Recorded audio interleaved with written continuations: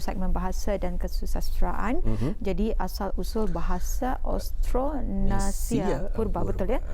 Jadi kita bersama tetamu undangan kita ya pada pagi ini. Iaitu Yang Mulia Dr. Yabid bin Alas, Pengarah Pusat Bahasa dari Universiti Brunei Darussalam. Selamat pagi tuan. Selamat pagi. Baik doktor, kita bersama lagi kembali bagi asal-usul bahasa Austronesia Purba ini. Sebenarnya setiap kali ada dibawakan bersama di Rampai Pagi, indah cukup rasanya masa tu. Jadi untuk hari ini kami serahkan kepada doktor untuk mengongsikan sedikit di mana kita terdapat sekitar 1,200 bahasa ya doktor dalam keluarga bahasa Austronesia, termasuk di dalamnya bahasa-bahasa yang dituturkan di Nusantara seperti bahasa Melayu dan lain-lain lagi. Jadi apakah bahasa-bahasa di Nusantara ini sekerabat ataupun sama, dan di manakah diperkirakan tanah asal bahasa Austronesia Purba? Baiklah, selamat pagi ada penonton di rumah ya. Saudara, saya juga sengaja ya membuat tajuk ini adalah penampilan saya kedua dalam masa saya kira dekat 1 bulan ya. Dan dengan tajuk yang lebih kurang sama ya kemarin. Jadi ya, tapi ini adalah lanjutan daripada yang lepas ya. Seperti yang saya nyatakan pada penampilan saya lepas, saya katakan tajuk ini tajuk yang biasa orang tanya-tanya.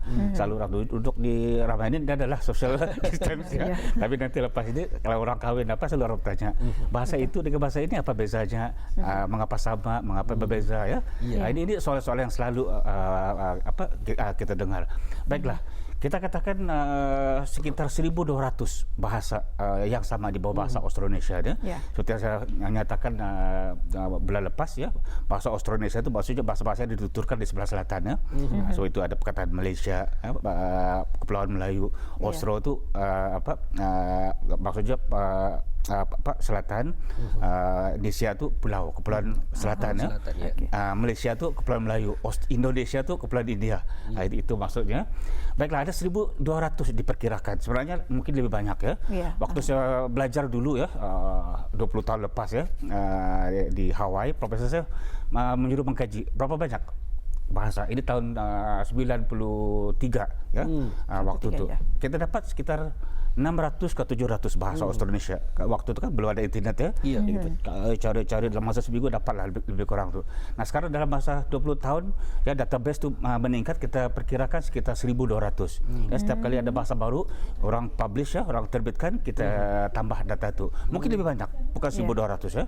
Nah, yang ini kita katakan dituturkan bukan di Nusantara sebenarnya. Saya sengaja ya katakan Nusantara. Sebenarnya lebih luas. Ya. Kita perkatakan Nusantara salah satu bagian di alam Melayu, juga Mikronesia, juga Melanesia, juga Polinesia ya.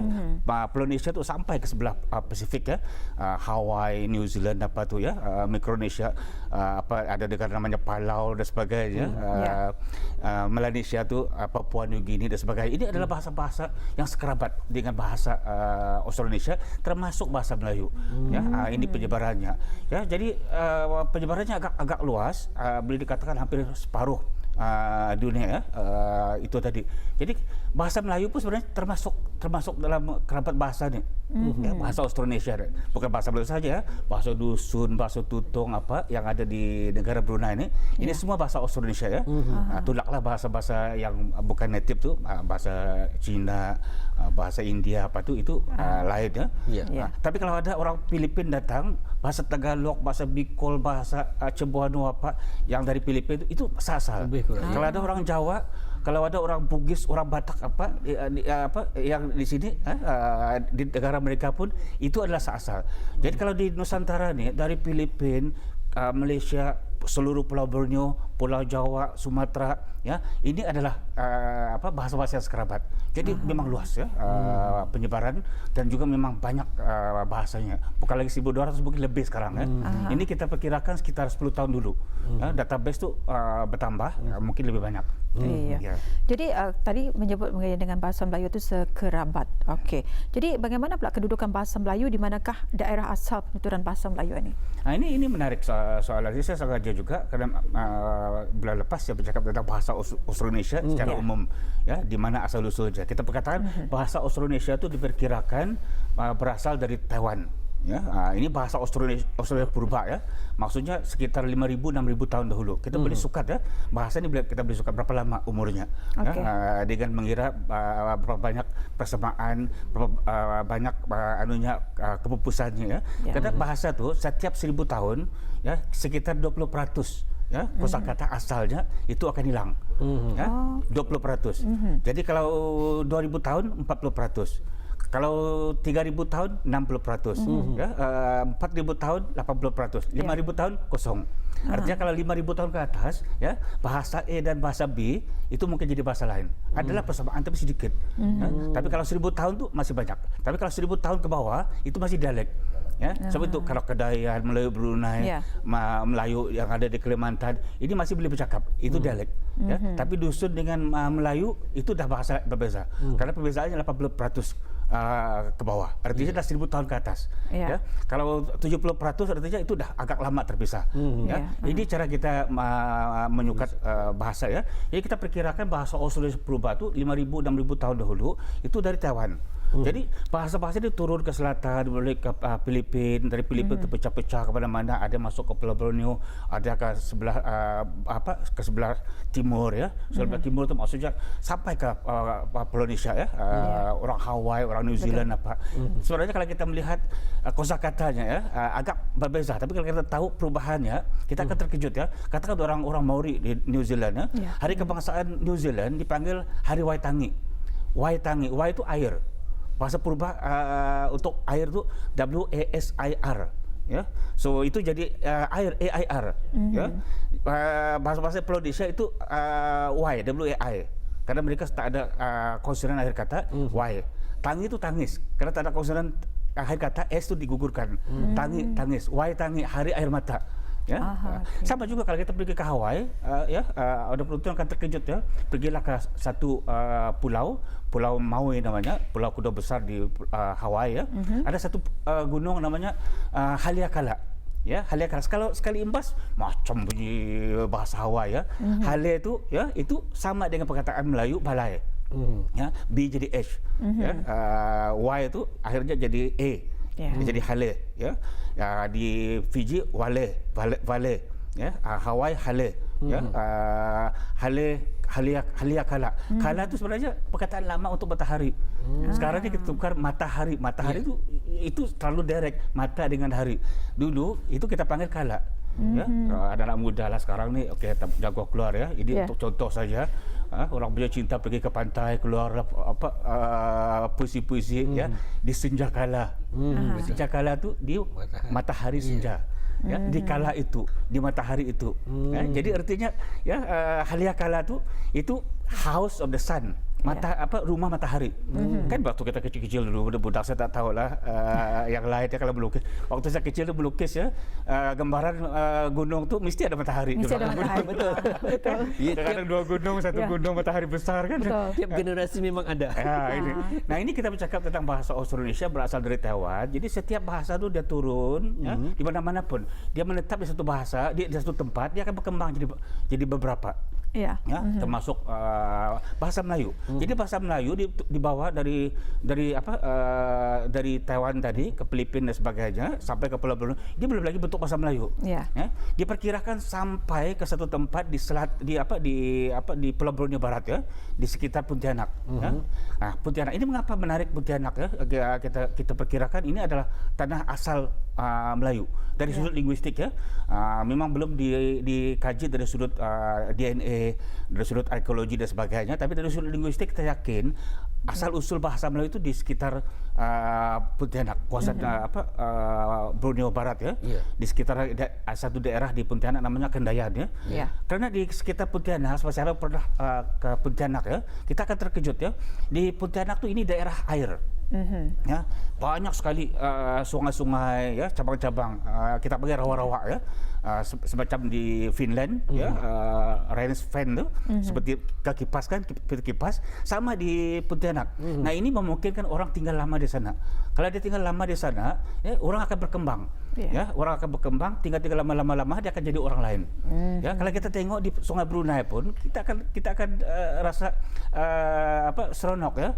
Di sekitar teluk Sungai Brunei itu, ya, kita ada bahasa Melayu Kampung Air, ada bahasa Melayu Brunei, ada Kedayan, ya, ada dialek Brunei yang kita pakai seperti ini. Satu tempat yang kecil. Ini menunjukkan Kampung Air itu ini sudah didiami cukup lama. Sehingga bahasa yang ada di sana itu menjadi bahasa-bahasa lain. Biasalah kalau kita tinggal di rumah pun ya, ini sekarang ini mungkin bagus juga ya. Ada rahmat juga COVID-19 jadi kita tinggal di rumah akrab ya. Tapi biasanya macam mana pun kita akrab dengan keluarga, satu keluarga 10 orang ya, kadang-kadang ada sikap macam-macam. Kadang-kadang ada bahasa tersendiri kita. Apalagi kalau ini beratus-ratus tahun, beribu-ribu tahun ya. Kadang-kadang saya buat jelaka ya. Kadang-kadang suami istri pun dah kahwin 20 tahun yang jarang bercakap lagi. Sehingga bahasa pun dah sampai tion lah orang. Ini contoh lah lawak jelaka sikit ya, udah penonton ya. Manusia juga sama. Kalau dia tinggal satu kampung dah beratus-ratus tahun, kadang-kadang ada dialek-dialek lain muncul. Bahasa-bahasa rahsianya, bahasa pengumpat, bahasa-bahasa ininya. Lama-lama itu jadi bahasa tersendiri. Ya? Kalau ini berterusan itu akan jadi bahasa lain. So itu tadi di Kampung Air ada bahasa Kampung Air, ya, di Teluk Brunei lah, di Sungai Brunei itu ya. Ada bahasa Melayu Brunei, ada bahasa bahasa Kedayan, bahasa Melayu. Ya, so itu boleh faham kan. Cuma tak ada bahasa Melayu Brunei kan, ada tak ada R. Ini bezanya. Termasuk juga bahasa dalam. Ya, bahasa dalam pun itu bahasa dipakai oleh bangsawan istana ya. Ini adalah bahasa biasa. Akhirnya kalau tinggal di suatu tempat, akhirnya menjadi bahasa tersendiri. Ini. Nah jadi kita perkirakan orang Melayu itu, ya, bahasa Melayu itu berasal dari sekitar Brunei Barat. Itu di daerah Kedayan, di Pontianak. Mengapa di sana? Karena tadi terdapat begitu banyak bahasa Melayu, dialek Melayu dan bahasa Melayu. Ya, dulu lebih 10 tahun lepas ya, selalu berkawan-kawan dengan kawan-kawan dari Pontianak. Ya. Kadang-kadang waktu di Malaysia ya, jumpa mereka ni, kadang-kadang kita orang Brunei kalau ke Malaysia kan, kita ikutlah bahasa Malaysia. Nak ke mana? Dah makan ke belum? Masalah kan. Orang Malaysia, orang Brunei seronok lah. Orang Brunei kalau ke Indonesia, bahasa Indonesia. Boleh mengikuti bahasa. Kalau ke Malaysia, bahasa Malaysia seboleh-bolehnya. Kadang-kadang kedapatan juga orang Brunei masih. Ada masih kedapatannya. Masih ada aksen kita itu kan. Tapi kalau orang Malaysia datang ke Brunei, banyak cakap Brunei itu. Lebih bahasa saja. Betul. Sama juga orang Indonesia. Ya, berbalik kepada yang ini tadi, kalau kita berjumpa dulu waktu berjumpa kawan-kawan dari Pontianak, ada 2-3 dialek Melayu yang kita heran. Ada satu kawan tu dia cakap, ya Bet, nak ke mana? Ya, nak ke mana? Dah pergi mana? Ya, saya kata, alah, pakai bahasa Indonesia sajalah, saya pun faham. Dia kata, inilah bahasa saya. Bahasa saya di Pontianak macam ini. Macam bahasa Malaysia sikit, ada cara-cara Indonesianya. Ya, itu salah satu. Dia pakai pakai macam bahasa Brunei ada, ya. Kalau pergi ke Indonesia, ke Pontianak, kita akan terkejut ya. Di seluruh Nusantara, ya, kita panggil cempedak tu cempedak. Ya. Di Pontianak kita panggil tibadak. Sama macam kata sama dengan bahasa Brunei.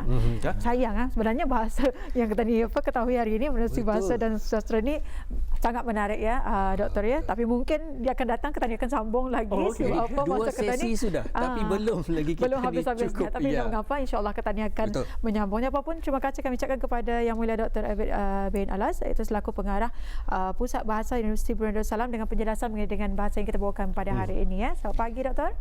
Ya.